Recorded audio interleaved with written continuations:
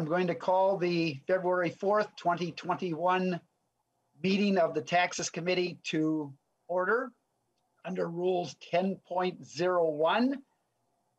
For the public, again, if you would like to see the materials that are going to be presented at this meeting, the best way to do that is go to, on the website, go to the Minnesota House of Representatives.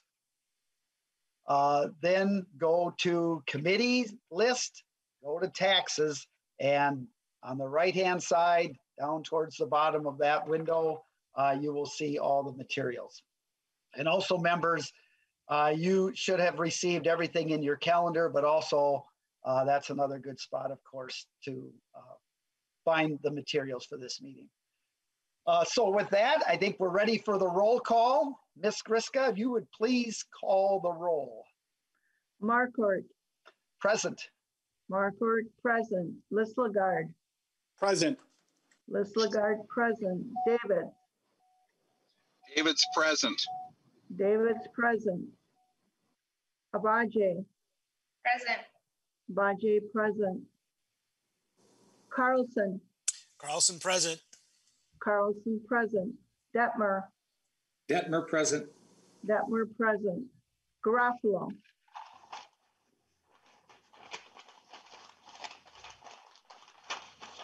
Garofalo.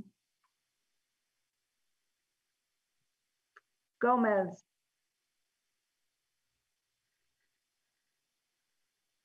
Gomez. Her. Present. Her, present. Hertas.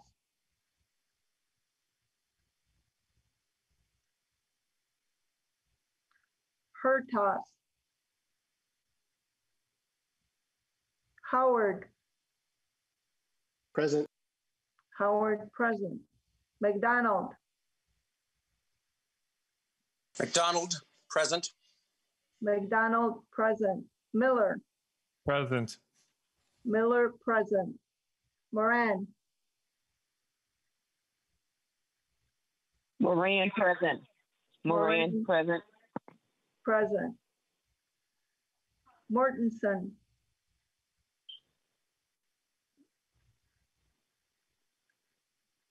Mortensen. Robbins. Present. Robbins, present. Sandell. Present. Sandell, present. Schultz.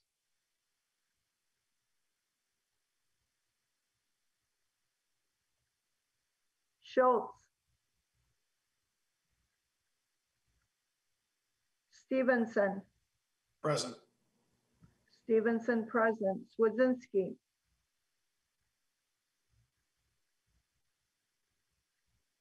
Swedzinski.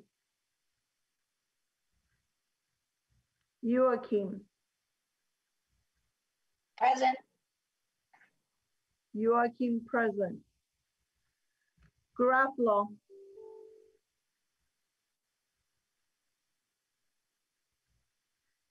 Gomez.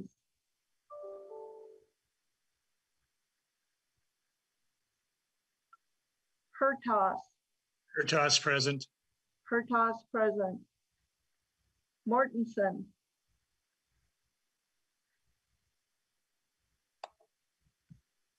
Schultz. Swedzinski.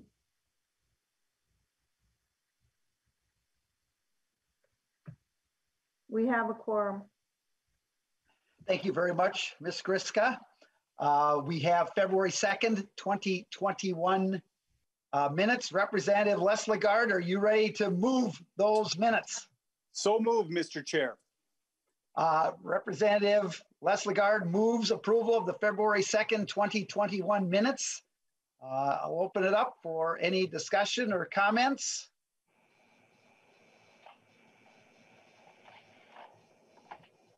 Seeing none, I will ask you to temporarily unmute as we vote. All those in favor of approving the February 2nd, 2021 minutes of the Taxes Committee, please say aye. Aye. Aye. Those opposed, say nay. The motion does prevail. The February 2nd, 2021 minutes are approved. And also like to note that Representative Swedzinski and Representative Garofalo are in attendance. So members, Minnesota is facing one of its biggest challenges health-wise and economically wise in its state history. And we know that in Minnesota, the COVID-19 pandemic has resulted in over 6,000 deaths, and as of today, over 200,000 lost jobs since the beginning of the pandemic. And we also know that economically, that this pandemic have hit people and businesses disproportionately. The less that you earned, probably the hardest you've been hit. You've been hit the hardest by this pandemic. And we also know that a lot of small businesses, especially in the leisure and hospitality area, have also been hit really hard. So I was encouraged to see Governor Walz's COVID-19 recovery budget. What I really liked was that it recognizes the fact that we absolutely have to take action if we are going to get people and businesses and students back on track. We just, the status quo won't do. We're going to have to take action. And the governor's priorities that he's laid out in the budget do just that. And it's making sure that students get caught up, making investments in working families, and making investments in small businesses that grow the economy. And another really good thing is that unlike the federal government, Governor Walz pays for those important recovery investments for students and working families and businesses.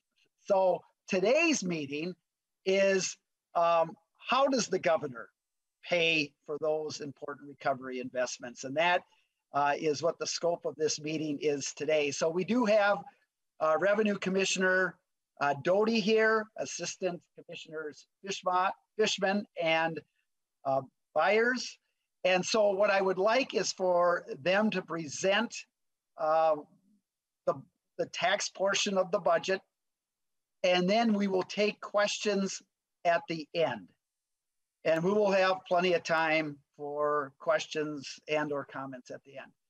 Then also my intention is that once we get the language of the bill, which is coming shortly, I'm anticipating we would probably hear the language of the tax portions of the governor's budget in 2 weeks, probably 2 Thursdays from today. And that's when we would take public testimony. So we do have a couple letters, if you will note, in your materials on the budget. So I'd like to draw your attention to that. But we're not going to take public testimony today. So there will be a chance, that'll be in 2 weeks, where folks will have a chance we'll take public testimony on the governor's tax portions of his budget. So with that, Commissioner Doty, welcome to the committee. And if you'd please proceed with going over the tax policy of the governor's budget. Good afternoon, Chair Marquardt and members of the committee. Thank you for having us here today. For the record, my name is Robert Doty, and I am the Commissioner at the Minnesota Department of Revenue. And with me today is Assistant Commissioner Tracy Fishman and our Legislative Director, Joanna Bayers. Tracy began last month as our Assistant Commissioner for Tax Policy and Public Engagement. Next slide.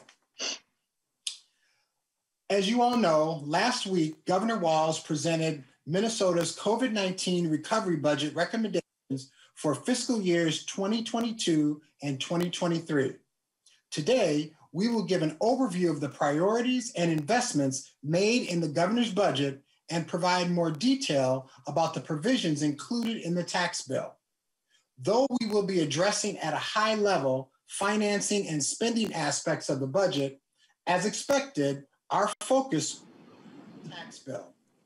We anticipate the legislative language for the tax bill will be introduced within the next 2 weeks, as Chair Marquardt just mentioned. Next slide.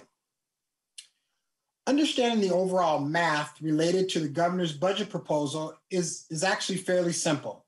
We start with a proposed deficit for the next biennium of $1.28 billion. The challenge begins with how to address the deficit. The governor's budget recognizes that we need to do more than simply address the deficit and balance the budget. Instead, we must respond to the impacts of COVID-19, which require investments targeted at those who have been hit the hardest from the pandemic, including our children, working families, and small businesses. The governor is proposing $1.3 billion in net targeted investments, including $150 million in spending reductions. In order to make the math work, you must go to the other side of the ledger for balance. As you can see, the governor recommends using the carryover from the current year, part of the state's budget reserve, and an amount from the stadium reserve. The final balancing item is additional revenue of $1.66 billion. This process will leave $460 million on the bottom line and $847 million in the budget reserve. Next slide.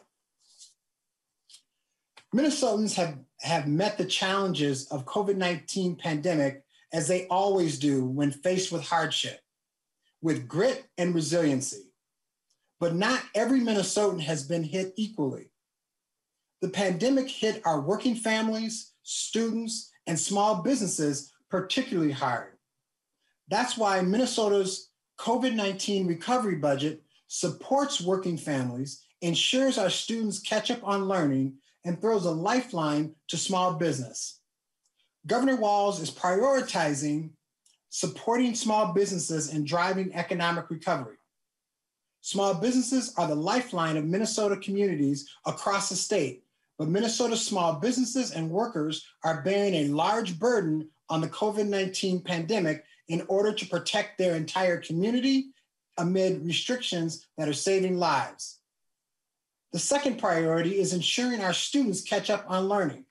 Every student deserves an educational experience that values who they are and supports them as they reach their highest potential, both in and out of school. The third priority is supporting working families.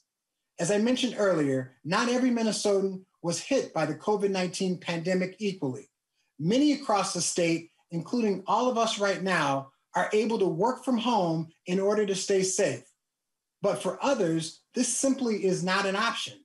Essential workers and those without access to high-speed internet faced additional healthcare, and economic challenges. These Minnesotans deserve additional support. Next slide.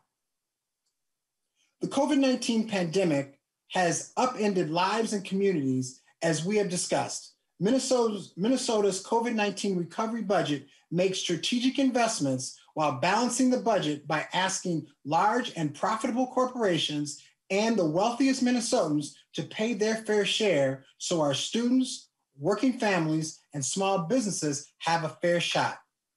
Next slide. As previously discussed, Governor Walz recommends generating $1.636 billion of tax revenue in the fiscal 22-23 biennium. The governor's budget generates $967.9 million of revenue in fiscal 22 and $668.4 million in fiscal year 23. The tax bill includes provisions that first ask those who can to pay their fair share. It invests in working families and small businesses. It raises revenue to combat youth nicotine addiction and invests in education. And with that, I'm going to ask Assistant Commissioner Fishman to begin by discussing some of the investments and revenue provisions for individual income tax. Thank you, Commissioner Doty. Assistant Commissioner Fishman. Yes, thank you, Chair Marquardt. And for the record, again, my name is Tracy Fishman. I am the new Assistant Commissioner at the Minnesota Department of Revenue, and I appreciate the opportunity to testify before you on the governor's tax proposal. Many low and middle income families have not seen their wages rise while the cost of living has increased. The state's working family credit provides working families and households with a refundable tax credit to help with the many financial constraints they face. This program, which also exists at the federal level as the Earned Income Tax Credit, is an important source of financial stability for low and moderate income working families with children. In 2016, Minnesota tax filers claimed $249 million in working family credits, of which 44.3 million offset tax liability, and the remaining 204.8 million was paid as a refund. The average credit was $768. These refunds helped put food on tables, cover housing costs, and meet myriad other basic needs for households. The credits equal a percentage of earned income up to a maximum credit amount and are phased out when the claimant's total income exceeds a threshold. The maximum credit amounts and income levels at which the credits are phased out vary depending on the number of children in the household, whether it's no children, one child, two children, and 3 or more children, and whether the claimants are married.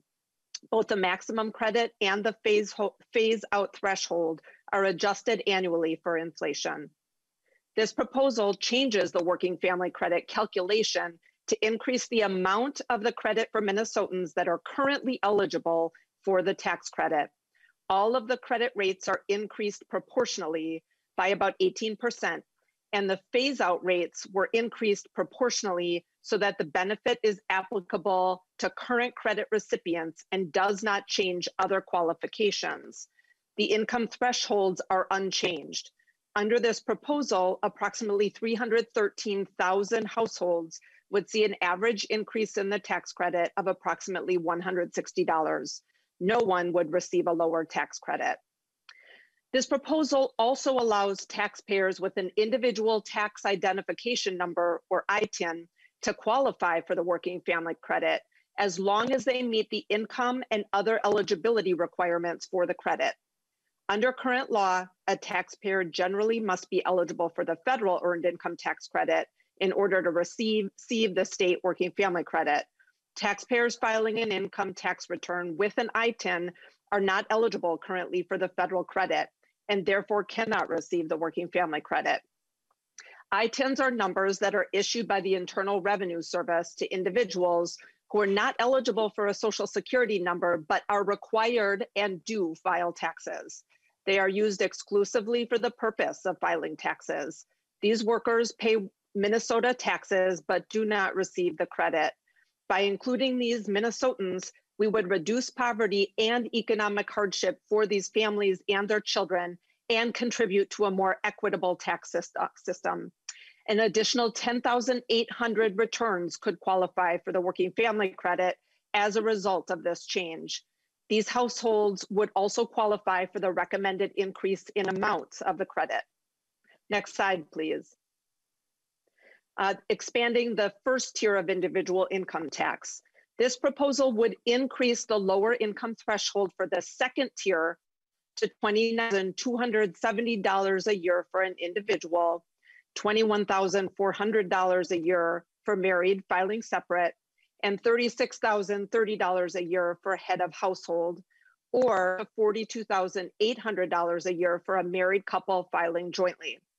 This means that taxpayers with their last dollar of income in the second tier will see a reduction in tax as more of their income is taxed at the first tier rate of 5.5% rather than 6.8%.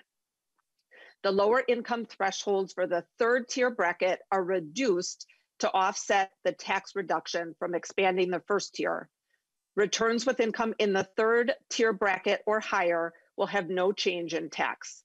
The proposal would decrease the threshold to $86,620 a year for single tax filer, $77,005 a year for married filing separate, $131,230 a year for head of household, and $154,010 a year for married filing jointly. Over 1 million households would have an average decrease in tax of $36 per year. This proposal targets households with income in the second tier. This provision, combined with other parts of the governor's proposal, support our state's recovery, working families, and contribute to making our tax code more progressive. Angel tax credit. The Angel tax credit program is Minnesota's primary economic development tool for assisting early stage businesses and is administered by the Department of Employment and Economic Development, or DEED, as part of their commitment to fostering innovation in the state. Minnesota has earned its reputation as one of the best states for businesses by encouraging the growth and economic competitiveness of businesses. As high-tech startups look outside the confines of traditional hubs like Silicon Valley, Minnesota has the opportunity to provide incentives that will encourage job growth and technical expertise in the state. The program is also an important tool for wealth creation in communities across the state. Since its inception, DEED has sought to broaden the base of individuals, communities, and businesses that benefit from the program. As a result of past changes to the program, in 2019, 32% of the number of businesses that received investment were in targeted groups, including businesses owned by people of color, women-owned business, and/or businesses that are headquartered in Greater Minnesota. Next slide, property taxes. The governor proposes,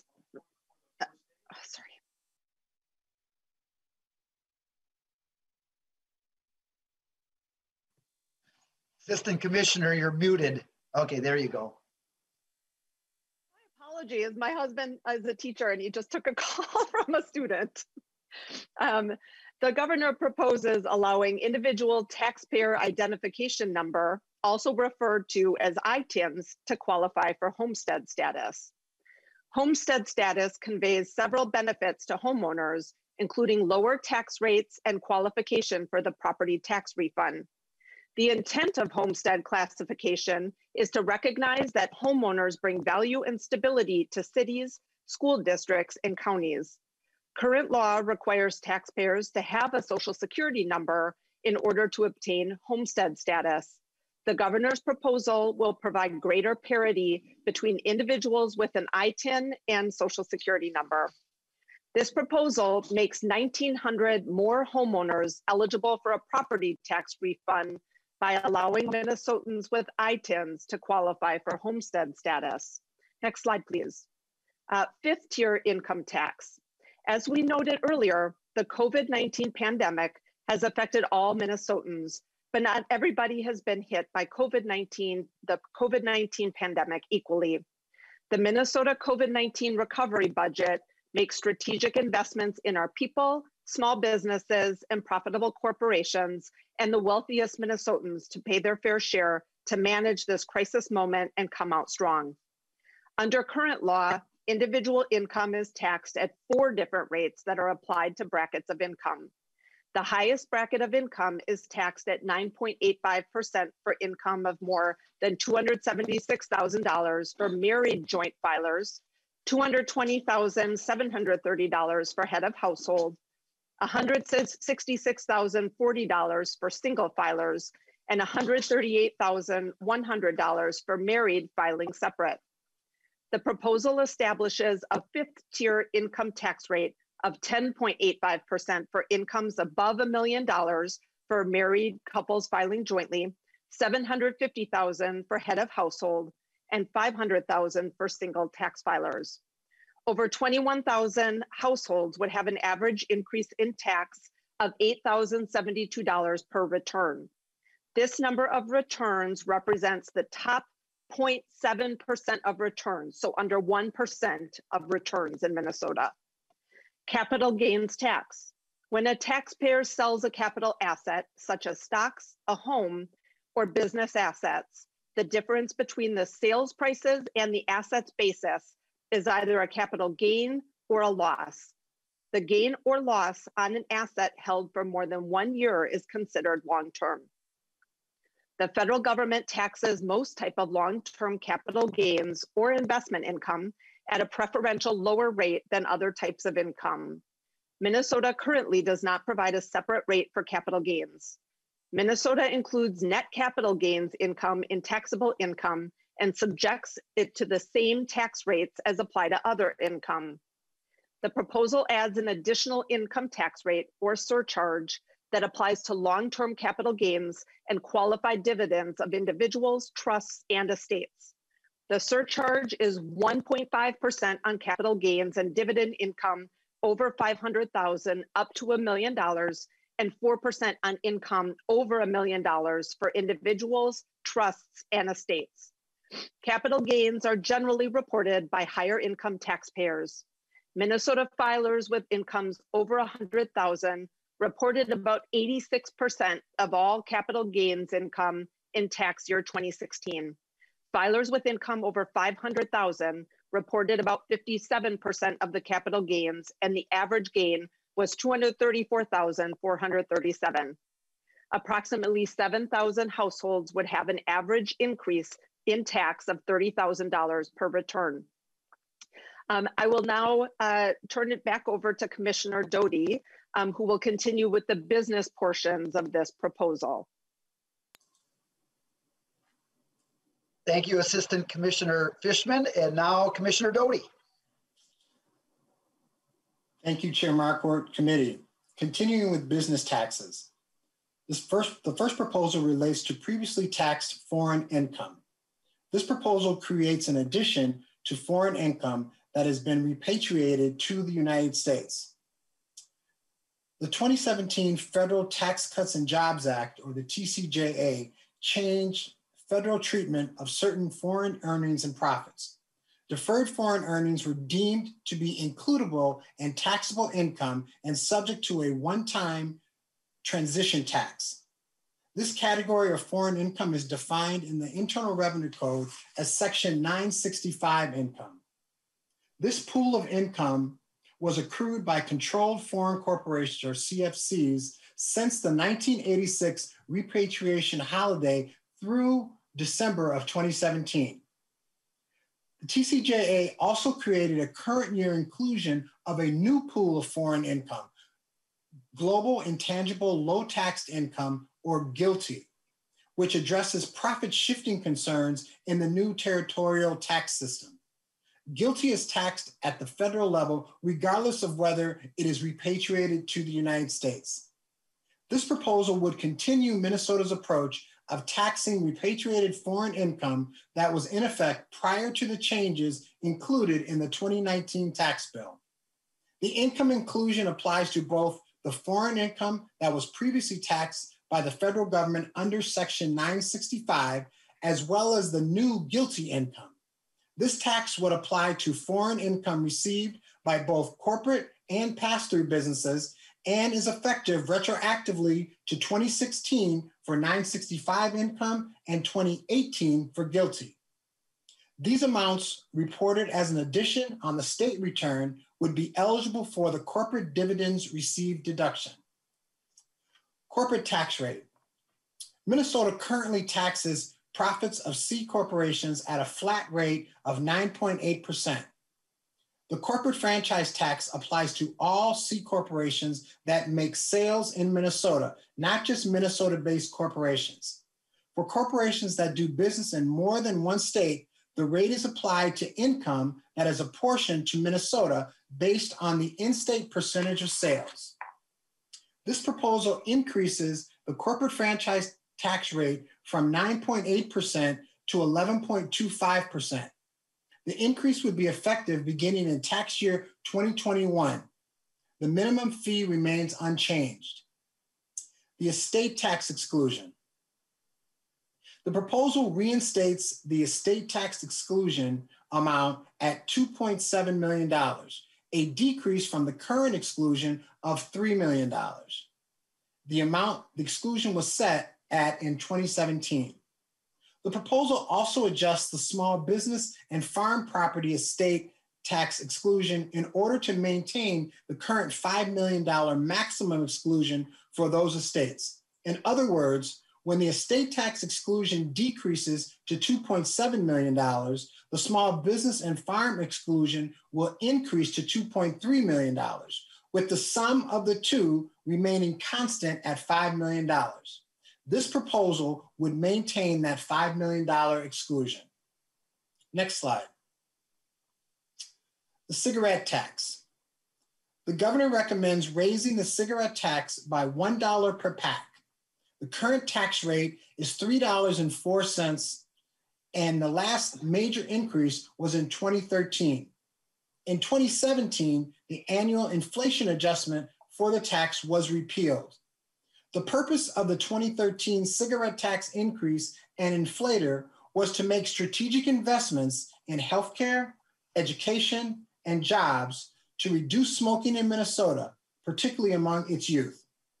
The COVID-19 pandemic has shown the need for tobacco prevention and cessation, as current and former smokers are at increased risk for severe illness from COVID-19. To make matters worse, communities targeted by the tobacco industry, including Black and Indigenous Minnesotans, are some of the hardest hit by COVID-19. The vapor tax. The governor recommends creating a new gross receipts tax to be collected at retail. This tax will be equal to 35% of the gross receipts from retail sales of nicotine solutions and devices. The governor also recommends the tobacco tax to electronic delivery devices.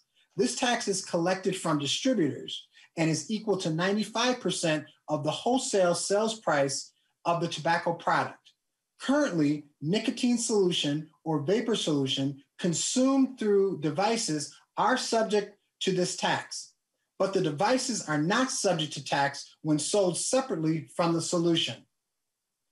According to the 2019 Minnesota Student Survey, 1 in 4 Minnesota 11th graders reported using an e-cigarette in the past 30 days. That represents a 54% increase from the 2016 survey, in which 17% of 11th graders reported vaping.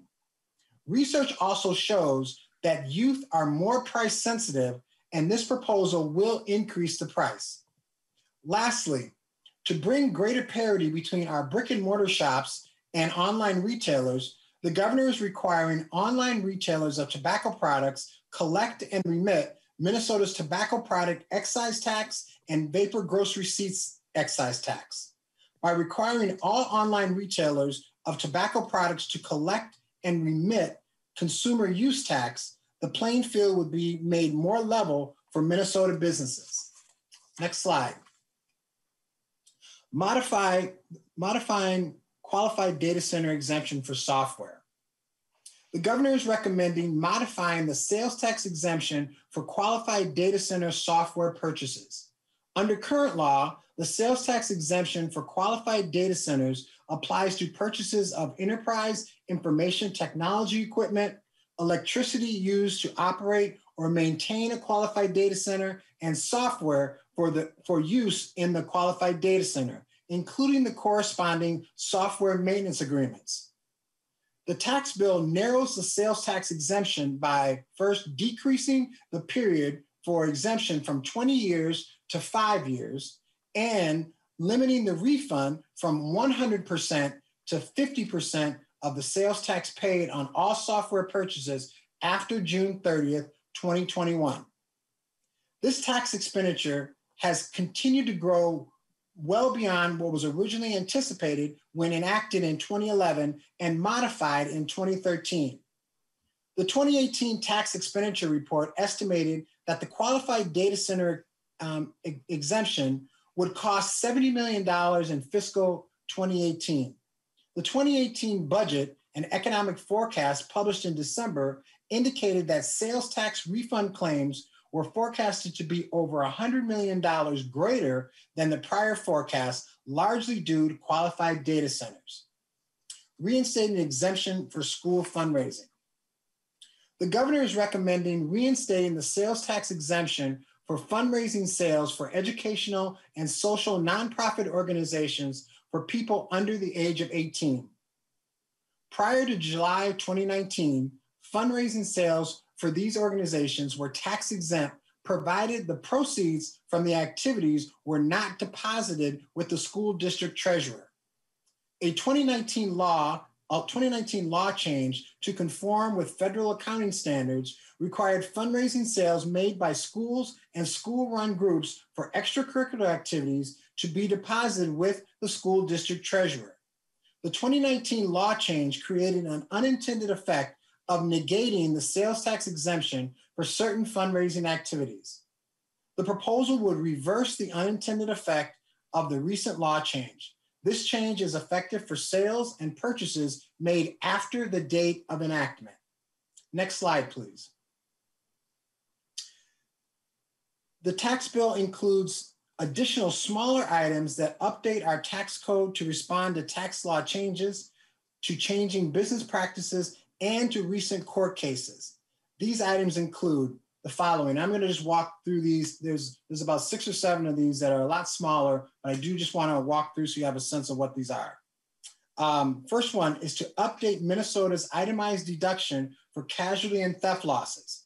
This proposal updates Minnesota's itemized deduction for casualty and theft losses to clarify that the deduction is, number 1, not allowed for amounts that are reimbursed by insurance.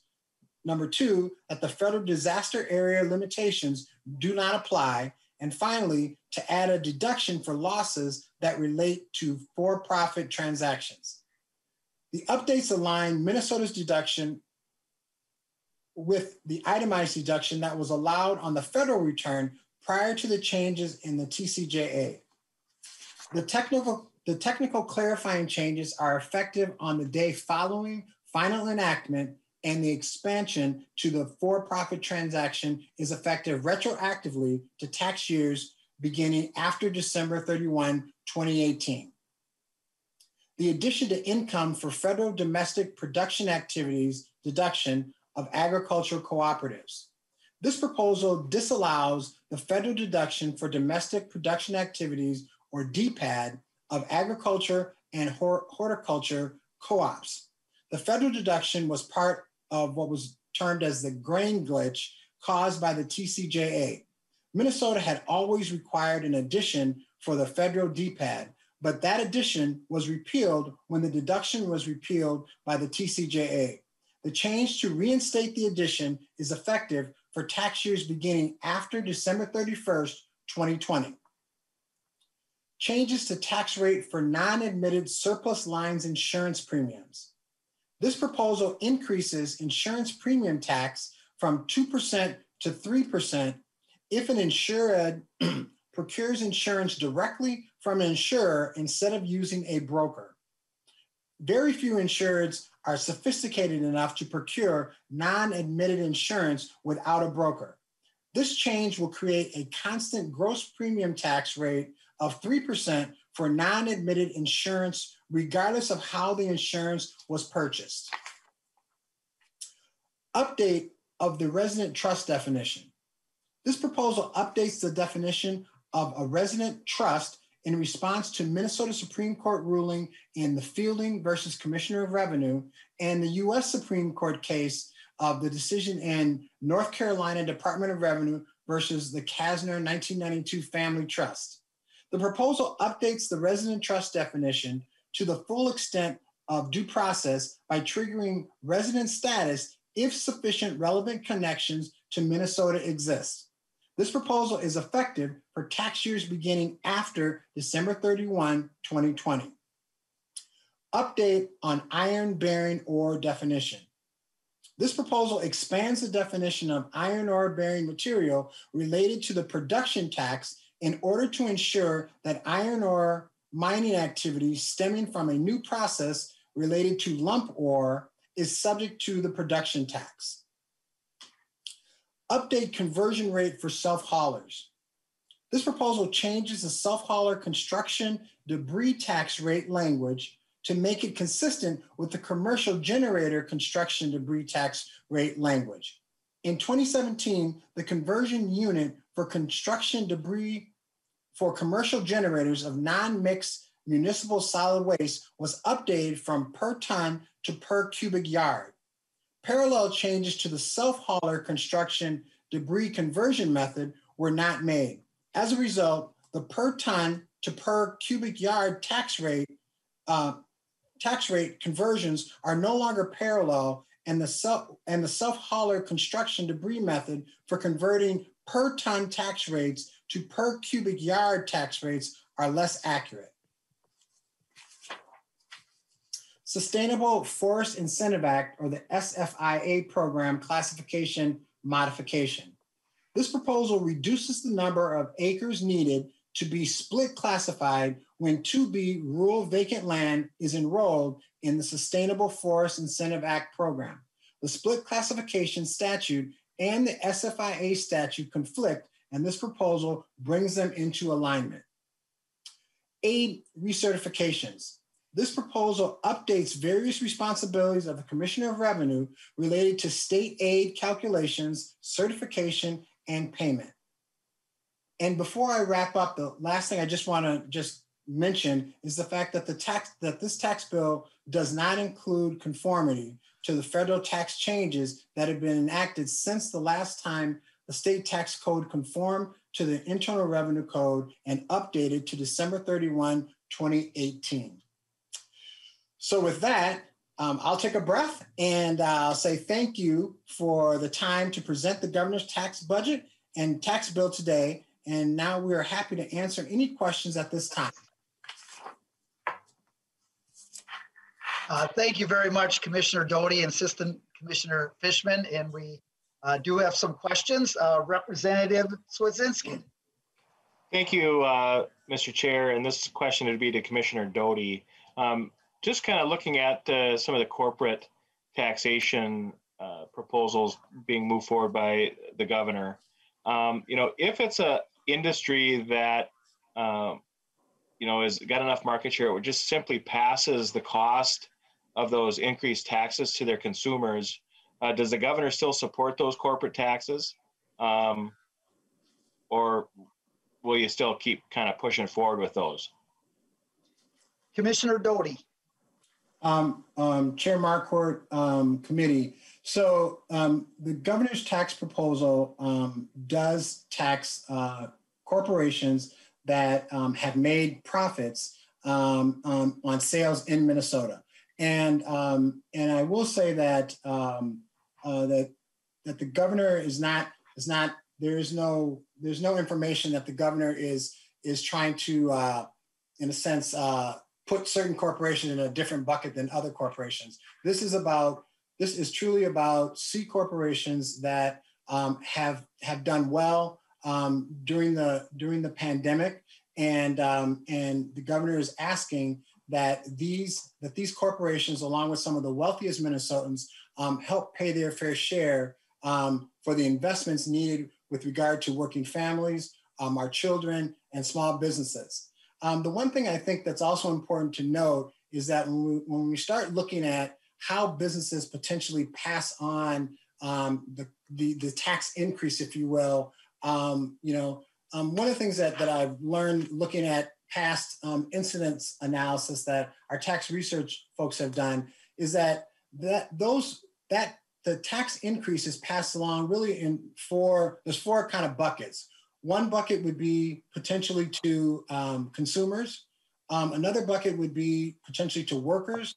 Another bucket would be to shareholders. And then finally, a portion of that will also potentially be exported. And all of that depends on the type of corporation. That depends on the market, on some of the market realities where that corporation is doing business. The thing that we also know is that initially, the impact of the tax increase is not felt like instantaneously. And so initially, probably the shareholders will probably feel the impact initially. And then as things start to settle down, then businesses would then have to make some economic choices. And they would have to decide how what the markets will potentially bear within the areas that they do business. That would include the retail markets, that would include the labor markets. So I think it's a long answer, but I'm just trying to say that I think it's difficult to just to talk about how businesses simply pass the tax increase and the impact of that on to consumers. Mr. Chair? Representative Swazinski. Thank you, Mr. Chair. And just another follow-up question to Commissioner Doty. Really do appreciate the information you're sharing with the committee. Could you give an example of a business that you feel like specifically is not paying their fair share currently, and under your proposal would pay more of their fair share? Like a type of business, like what kind of businesses are we talking about? Commissioner Doty.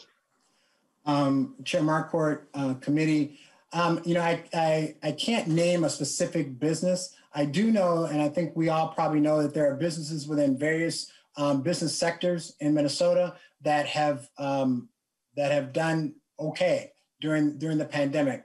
There are also businesses in other sectors, like for instance the hospitality industry, that have had a really hard time. So again, I think the governor is asking that businesses that have seen a profit during this pandemic and have done well, along with some of the wealthiest Minnesotans, asking them to pay their fair share so that these investments in working families, supporting working families, getting our kids back on track for learning, and small businesses, we can pay for those. Representative Swazinski. Yeah, thank you, Chair Marquardt. I'm just thinking, in my mind, one business that I've heard has done exceptionally well during the pandemic is like Super Value. They've got a large center kind of in the western part of the suburbs where they do a lot of distribution, a lot of sales. If a grocery store chain's profits are exceptionally, would the tax go to grocery stores? Commissioner Doty. Chair Marquardt, committee, again, I think that this proposal centers around C corporations that have experienced profits over the last year. And that would be regardless of the type of whatever industry specifically that business represents. So I just want to make that clear. And I don't know how, for instance, Super Value is organized, but again, it's for C corps that have experienced profits. Representative Swazinski. Thank you, Mr. Chair. So let's just say the grocery store chain, whether it be Lunds and Byerly's, whether it be Aldi, whether it be Hy-Vee, whether it be Super Value, if they're a C corp and they've had profits during the pandemic that are higher, though there wouldn't be an exemption on people's groceries or that sort of thing. They would have to pay their fair share. And then I have a follow-up question. So the foreign income.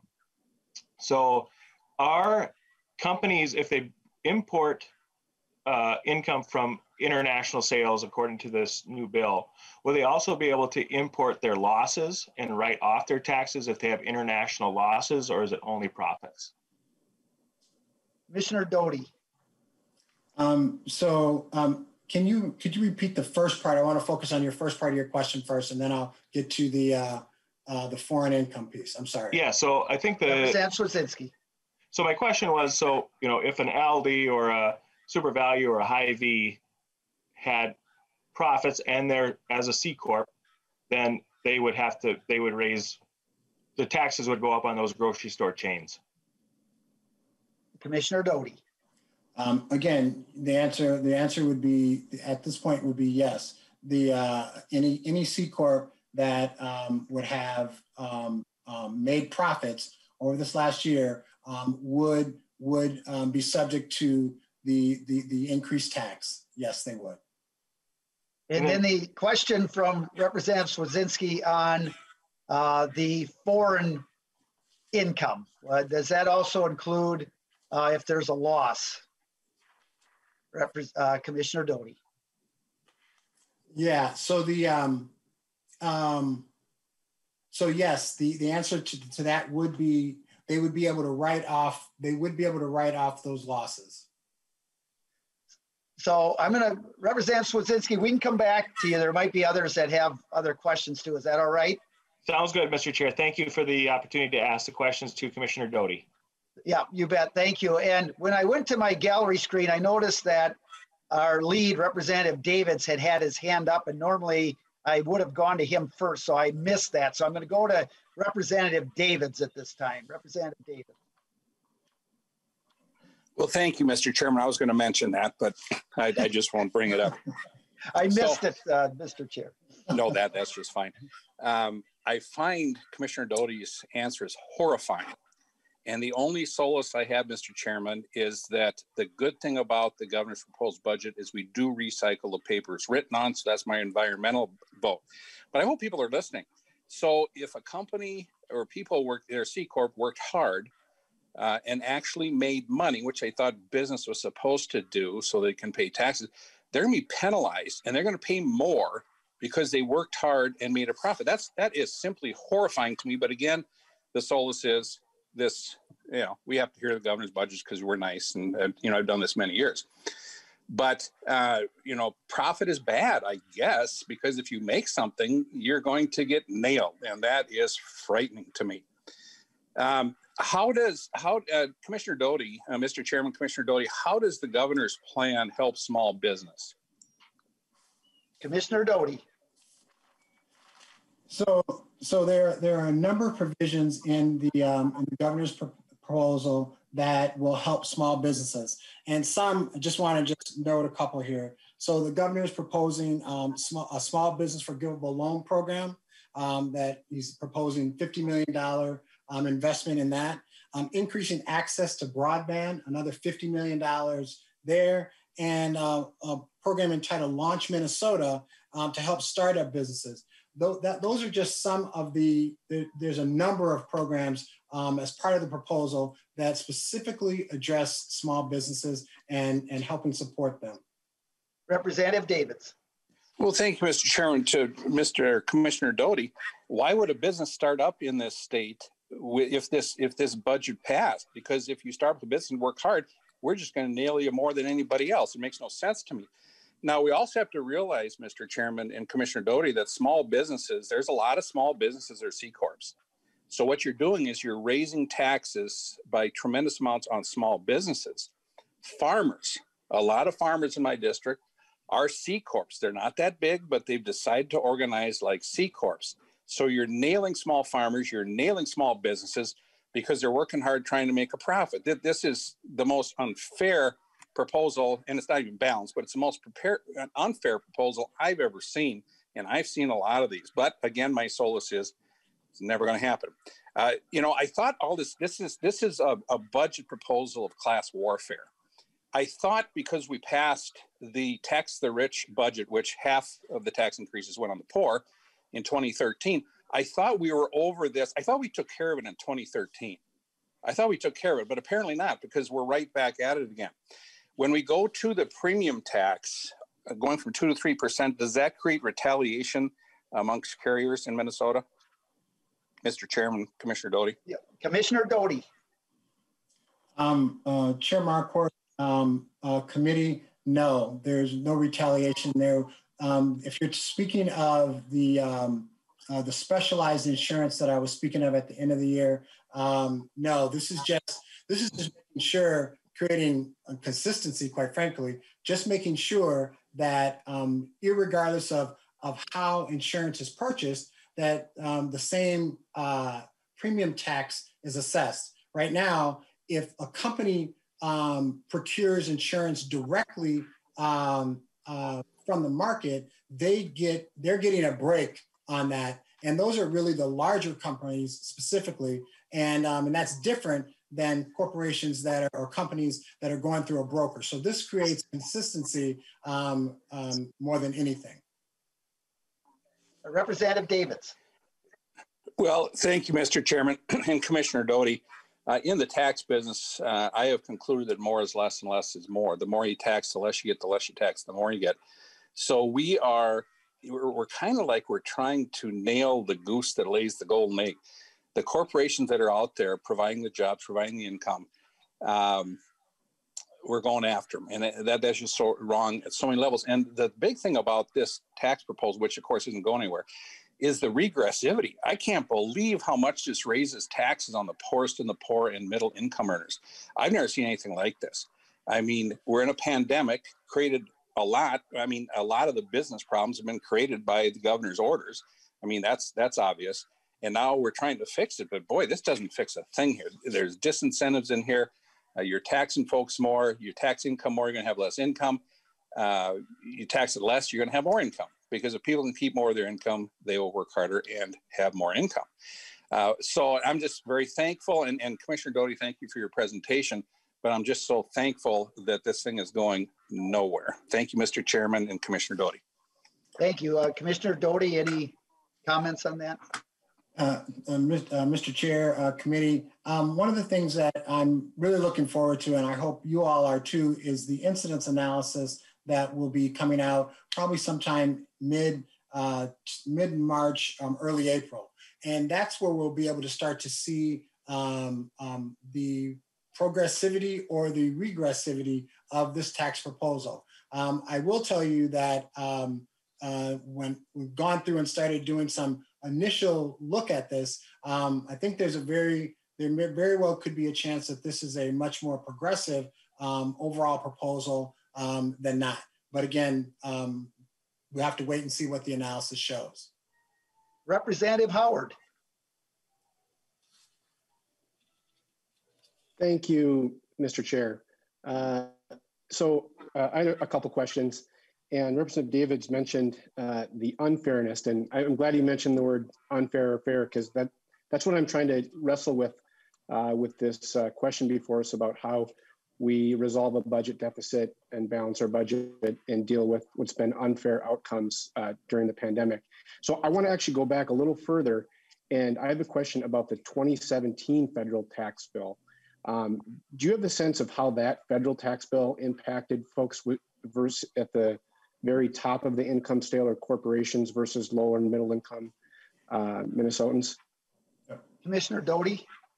Chair Marquardt, committee, that's a very good question. The 2017 tax bill, or the TCJA, provided a lot of very good corporate benefits to specifically, one of the big things that came from that was a reduction in the overall federal marginal tax rate, going from 35% down to 21%, and that includes a host of additional tax benefits that came from that. I think there's information that would show that as a result of that, did corporations, did they hire more people?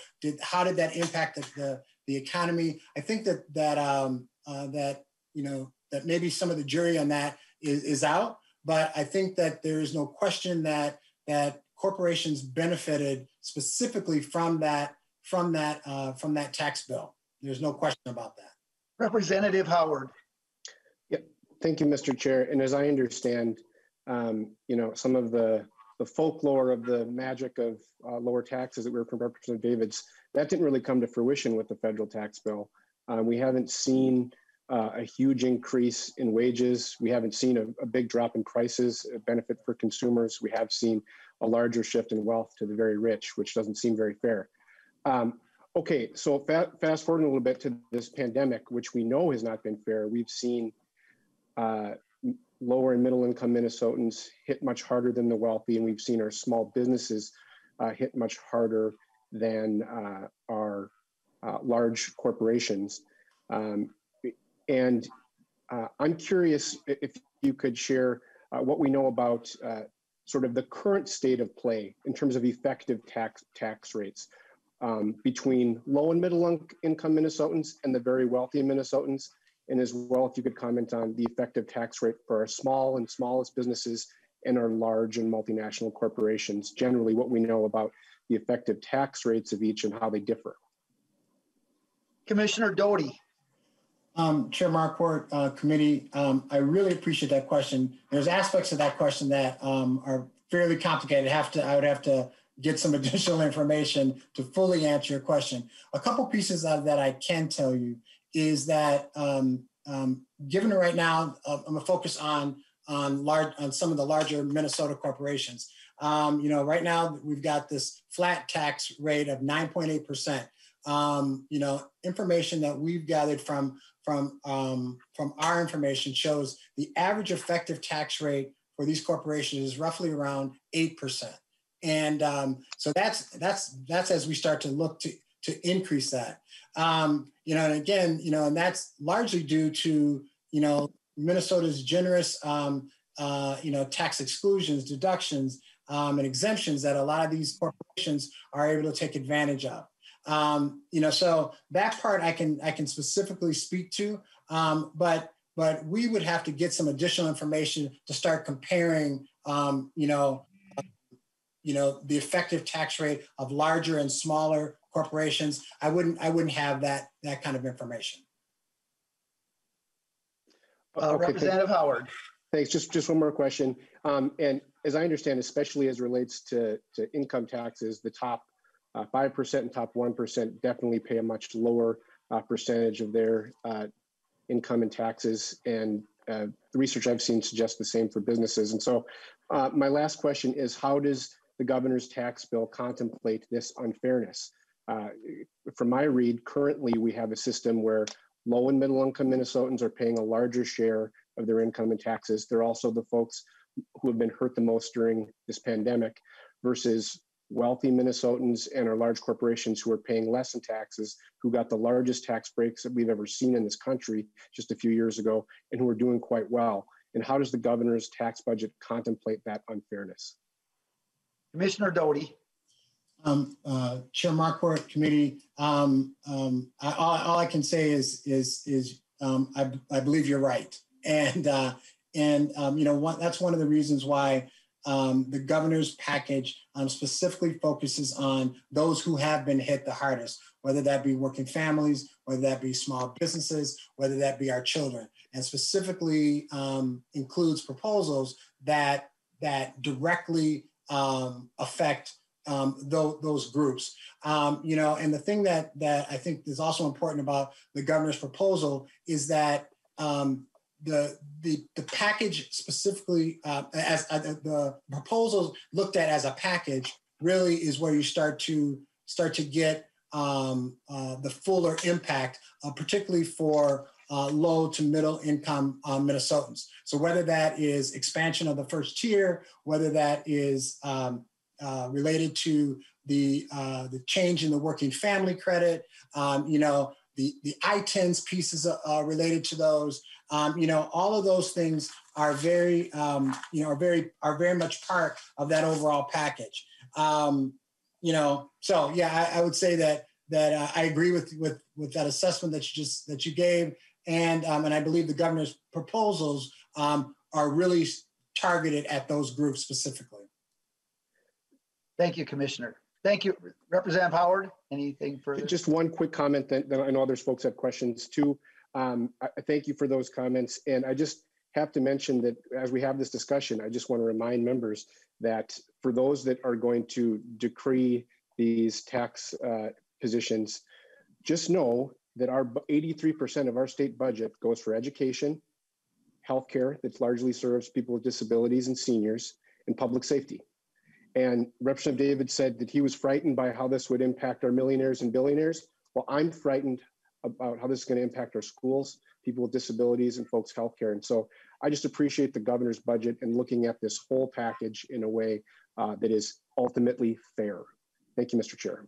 Thank you. Representative McDonald. Mr. Chair, thank you. Say just a comment on Representative Howard's comments regarding the budget.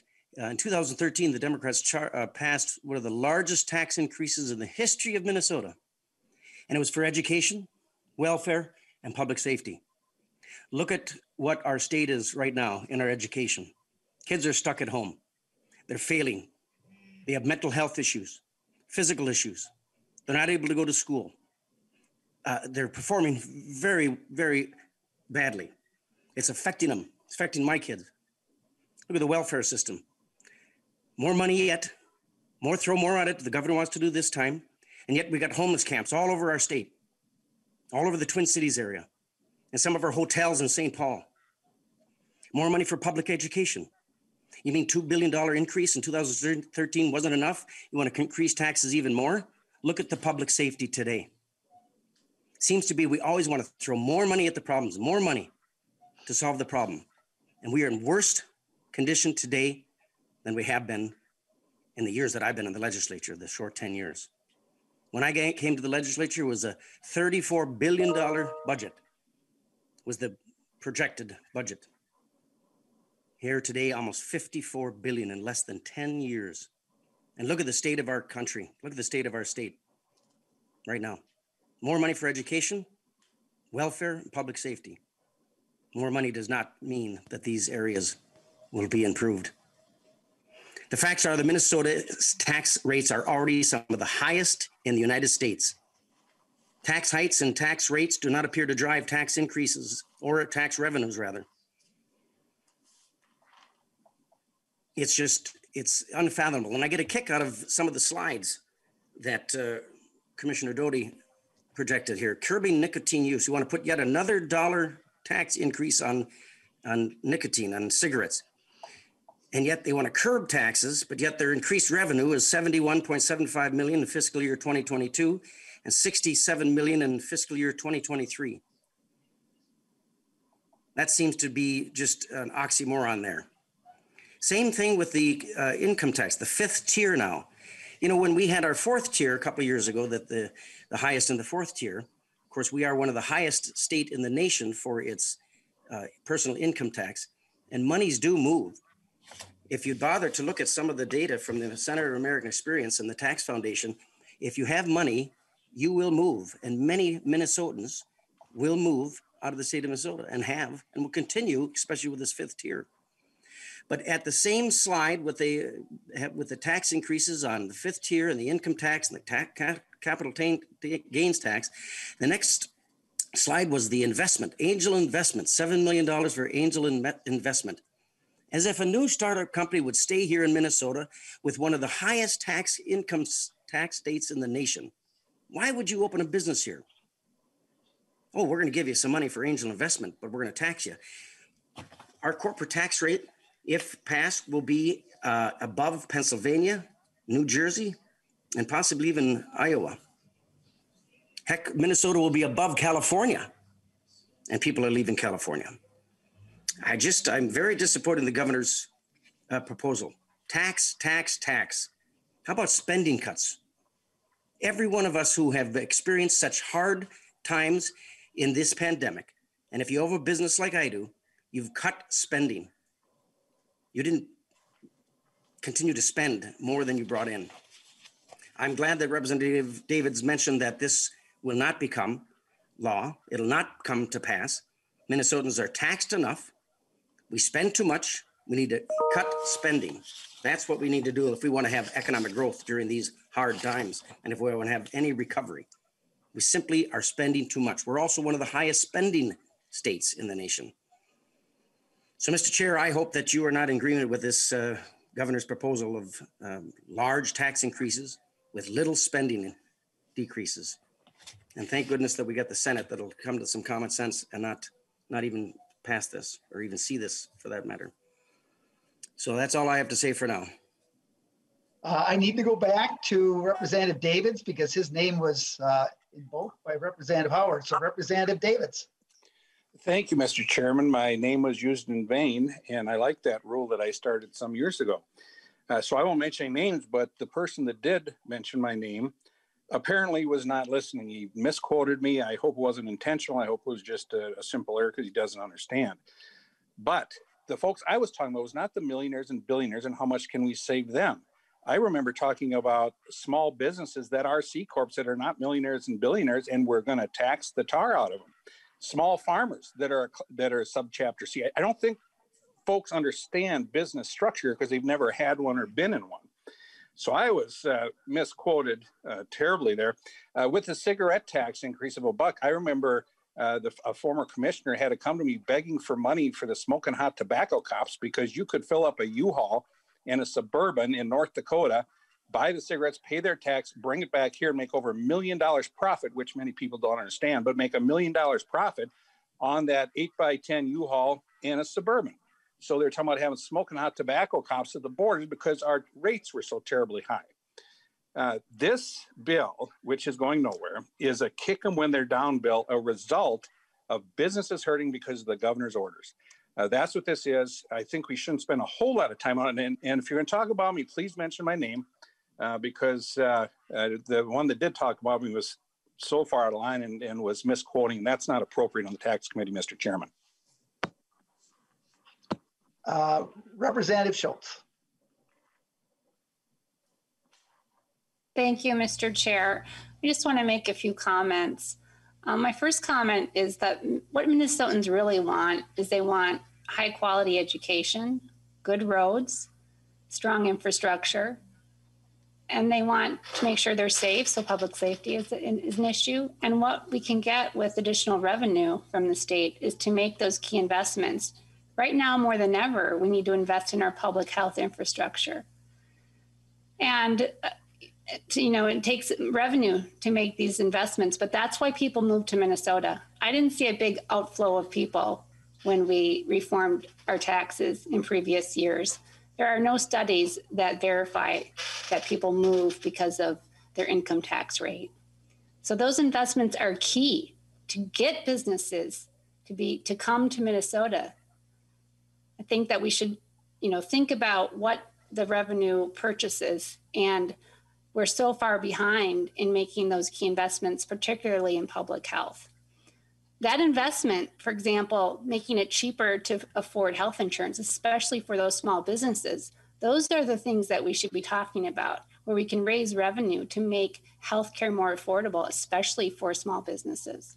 Secondly, I think we need to be careful when we use the terms regressive and progressive. If we use the strict definitions of progressivity or regressivity, there are very few tax revenue generators that are considered progressive. So I think we need to be clear when we use that, what we're referring to. And my third point is that this is no time to have an austerity policy.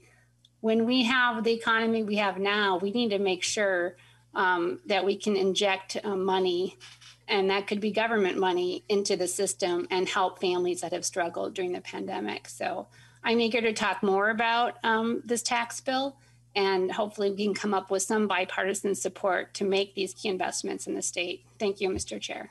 Thank you. Representative Mortensen. Thank you, Mr. Chair. Boy, there's a lot to go through with this. I guess I just want to first say there is no government money. It's all taxpayer money. But then I do have a question for the commissioner. Commissioner Doty, I heard you say several times that the governor is asking these companies to pay their fair share. So my question is, if this tax plan goes through, would this tax increase be voluntary? Representative Commissioner Doty. Chair Marquardt, committee, no, if this passes, this would not be voluntary. Representative Mortensen. Thank you. Yeah, I figured as much, but the language is deceptive. I'm sure that this would come down with the full force of law should this tax plan become reality. And there's been comments about the C Corp. My old business was a C Corp. We had less than 10 employees. I sold the business about 2 years ago, but that is a great example of a small business. And I'm not a millionaire or billionaire, that's for sure. And this is not just going after big businesses. Oh, and then on taxes being treated as a cost. I mean, anybody who is a wise or shrewd business person is going to treat their taxes as a cost of doing business. And they will be passing that cost on to the consumer. So anybody in the public that happens to be watching this tax will get passed through to the consumer, and you're going to see the cost of goods and services go up undoubtedly. Thank you, Mr. Chair. Thank you. Representative Joachim. Thank you, Mr. Chair. I didn't know if you wanted to save comments to the end. I have more of a comment than a question. Well, go ahead. I've got like 4 on the list, and people have been a combination of comments and questions, and I'm been giving a lot of leeway. So go ahead. Thank you, Mr. Chair. I'll be brief. Just a reminder that the governor did not cause the pandemic, a virus did. that we're having a K-shaped recovery that is disproportionately affecting the working poor. Those are the same frontline workers that have kept our grocery stores open, took care of our loved ones in nursing homes, and delivered your packages. That our schools have been open, and everyone from nutrition staff to our teachers and administrators have been working crazy hours under historic circumstances to deliver education to our students.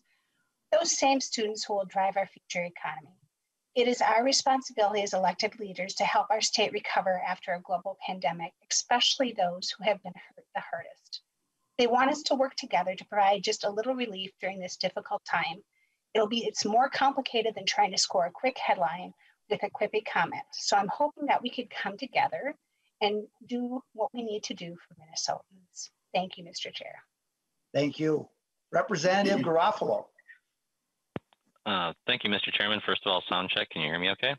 We can. Unfortunately, you can hear me, right?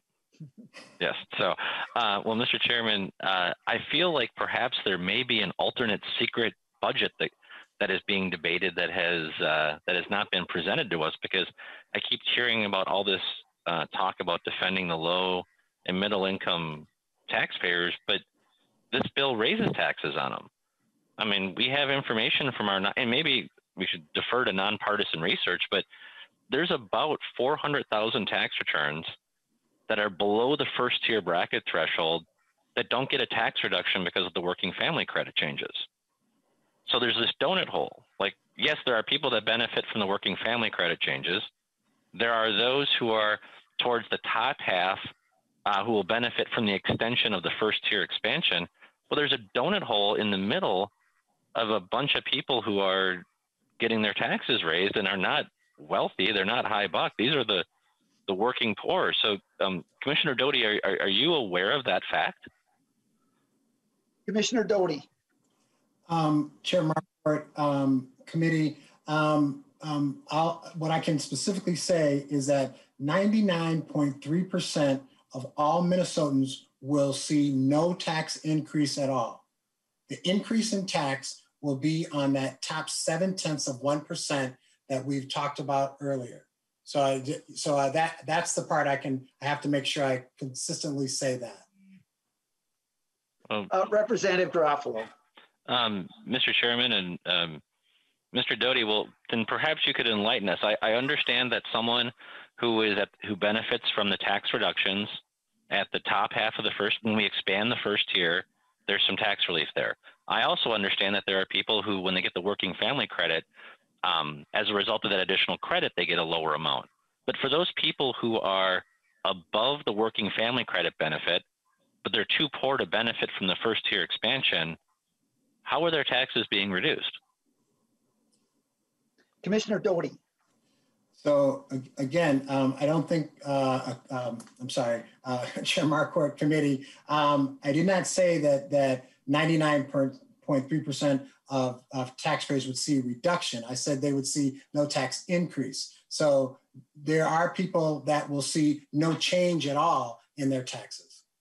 Okay, so Mr. Chairman, Representative Garofalo. Mr. Doty, in using those terms, are you talking about who collects the taxes, or are you talking about who pays the taxes? Because we know that there are regressive tax increases that get passed on to the working poor. So is it who's collecting the taxes or who it is paying the taxes when you cite those numbers? Commissioner Doty. Chair Marquardt, committee, again, I just want to be clear. There is, for people who are in the third tier, there would be no change in their tax. Representative Garofalo. I didn't bring up the third tier. I don't know.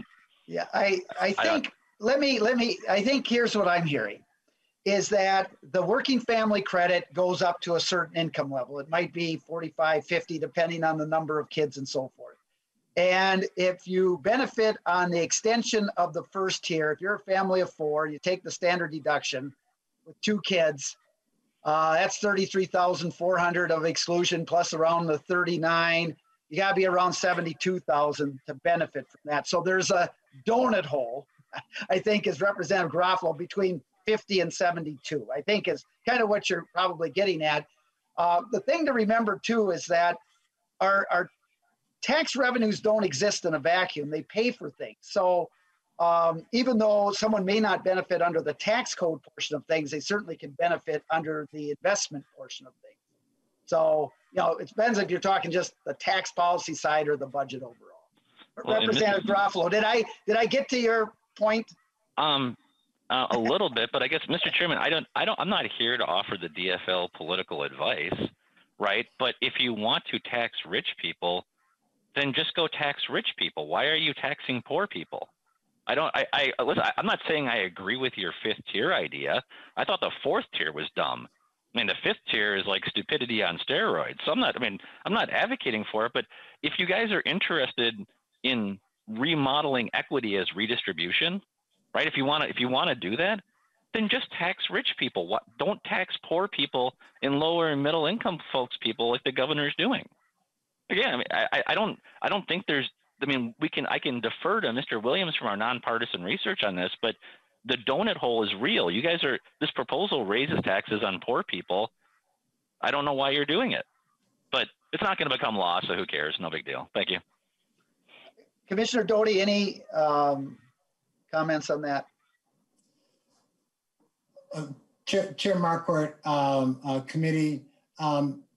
Again, I think that we'd have to we can lay out that who's in the first tier and relative to the taxes paid. I think that the thing that I think the thing that I want to make sure I'm clear about is that the difference between raising taxes on individuals, particularly those in the first tier, is very different than having no tax, no change in their tax at all. Representative Gomez.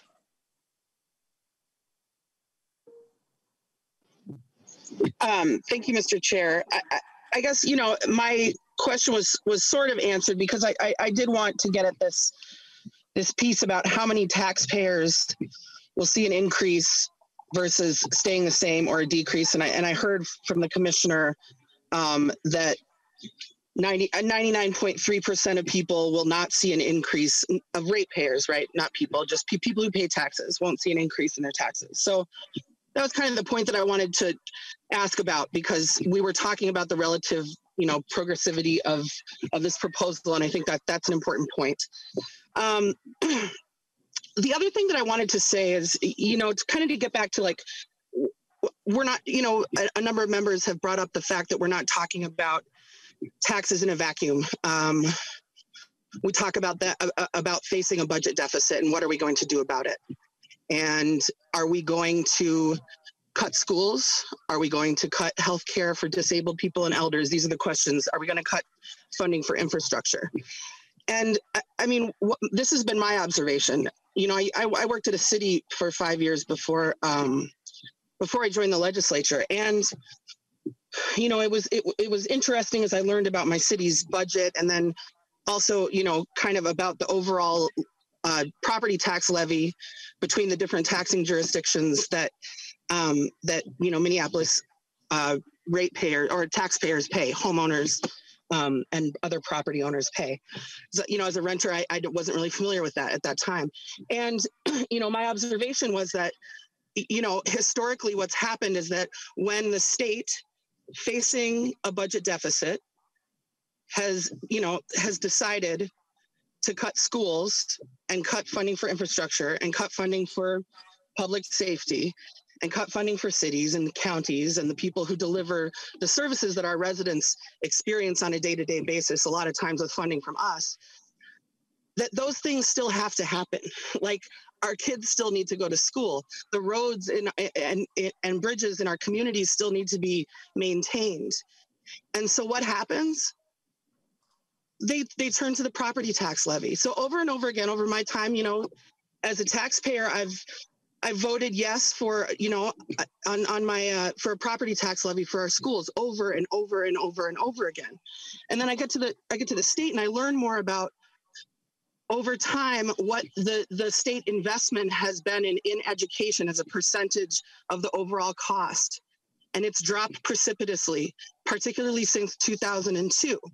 And so what you see is this correlation between the state deciding to balance the budget deficit on the backs of children and the disabled and the elderly and our bridges and our roads and our public safety apparatus. Instead of asking those who are doing really well in this economy to pay just a little bit more, right? And 1% is not an exorbitant, ridiculous addition to a tax. It's relatively modest. But when we decide, when the state decides to balance our budget on the backs of the people, then the locals and the counties and the school districts have to step up and figure out how to make that up. And they make it up by turning to the same people who are already overburdened by, by the economic conditions that exist that we talk about a lot in this committee and in others. So I guess I just want to say that when we decide not to do our jobs, we just pass that along to our school boards. We pass it along to our locals. Finally, I guess I just want to say that, I definitely understand the point about, there are smaller businesses that are organized as C corporations, and I think that it's important to have that conversation about what the impact of raising taxes on them are, and we're going to continue to do that. But I guess I just want to say that these are the largest companies that have made the most during the pandemic. And, SuperValue's CEO makes $5.9 million in compensation. And we don't tax groceries in Minnesota. So that's just a sort of a side point, but, we have situations where a lot of these C corporations do have high CEO compensation, high stakeholder return. So I'll just stop there. I really appreciate it. Thank you, Mr. Chair. All right. Thank you. Members, we have to stop at 2:30 because of the public and the information. So I'm going to go to, there's both Democrats and Republicans that have their hand raised, but unfortunately, we're not going to be able to get to you. So Commissioner Doty, final comments. Chair Marquardt, committee, first of all, I just want to thank you very much for giving me this opportunity today. I fully understand that elements of this proposal are worthy of further discussion and worthy of debate. But again, I think the point that I want to leave you with is that the governor's proposal specifically is intended to support those who have truly been hurt the most as a result of this pandemic. And as someone said, the governor didn't create the pandemic at all. A virus created that. But we have to get the economy back on track. And the way we do that is not by cutting. We can't cut our way through to get the economy back. We gotta create investments. And those who've been hit the hardest is the right place for us to start with that. So with that, Mr. Chair, I just thank you so much for this opportunity and thank the committee. Thank you, Commissioner. Members, we will be revisiting. This bill will be up probably in a couple weeks with language, and members will have a chance to comment more on that. So the schedule is next Tuesday and Thursday, we're going to hear bills. Next Tuesday, some bills. On Thursday, we're looking at the public safety sales tax exemptions. And then the next week, hopefully, we'll have the governor's language on the tax bill. So again, Commissioner Doty, thank you so much for the presentation on the governor's tax policy. And members, thanks for the good, lively discussion today. That's what Tax Committee is all about. And everyone have a great weekend. Members, we are adjourned.